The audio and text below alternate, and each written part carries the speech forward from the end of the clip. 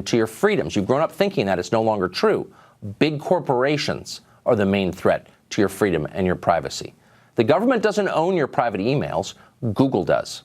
Federal employees can't be fired for their political views. Private sector employees are all the time. The Trump administration can't end your ability to publicly communicate your ideas. Twitter and Facebook can do that, and they do it all the time.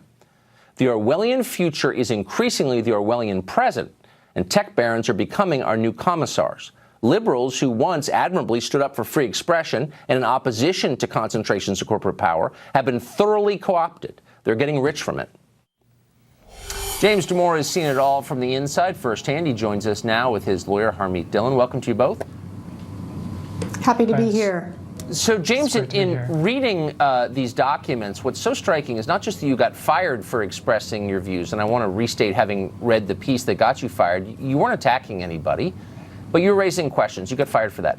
But Google seemed to feel the need to vilify you after you got fired, to discredit you, to attack your character, and to encourage others to do the same.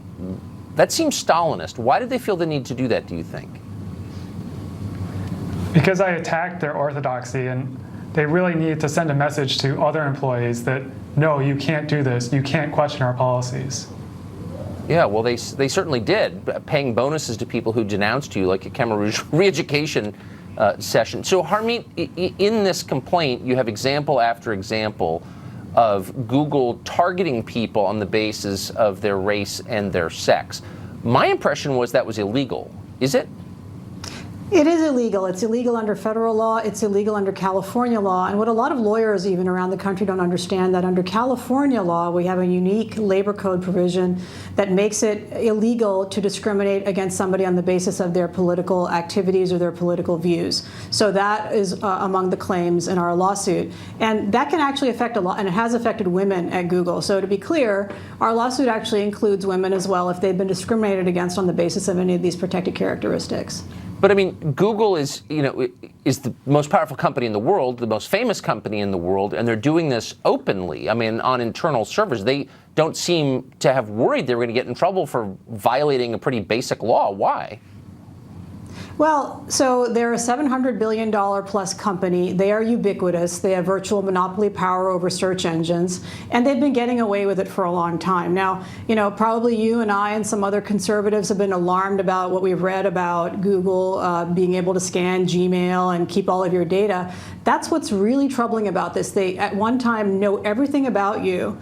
And at the other hand, they're using that information against you. We've seen them do this in their commercial practices as well. The demonetization of viewpoints they don't believe in on YouTube and other places. And I'm hearing from people inside the company and people who've left the company that their artificial intelligence programs for search engines similarly are applying political biases and filters. And you and I wouldn't even know it. And eventually we're going to find that they're controlling what people think. They are. Obviously inside the company, they're getting away with punishing people and controlling what people think. And, people don't understand that on Silicon Valley, they have these campuses. And you come to the campus in the morning, they take care of your dry cleaning, all of your meals, entertainment, everything. And so people are in this little bubble. It's like the brave new world of Silicon Valley. And that's fine, shocking. But the fact that they're controlling our political dialogue and the way people experience reality, and Congress just sits there passively as if they have no authority, is contemptible. So, James, I would encourage, by the way, our viewers to go online and read what you wrote, because it's hardly radical, it's sensible and smart.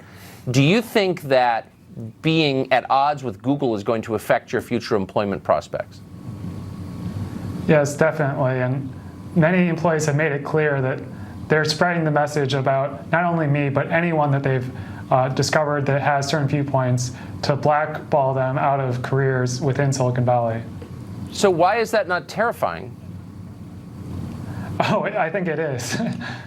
Yeah, I mean, for every James Damore who got fired, Tucker, there are many people inside the company who we represent who are afraid to even raise their hand and say, this is happening to me, because the threat is not just of a blacklist within Google, but of a blacklist within the entire tech community throughout the United States. That's how scary this is. If you're a conservative and you grew up thinking that the federal bureaucracy was the greatest threat to you, it takes a while to realize, no, it's not actually. It's Google, and they have more power. And I just Godspeed to you both, and we really wish you well and we'll be following this case. Thanks a lot for coming on. Thank you, Tucker. Thank you. A top Senate Democrat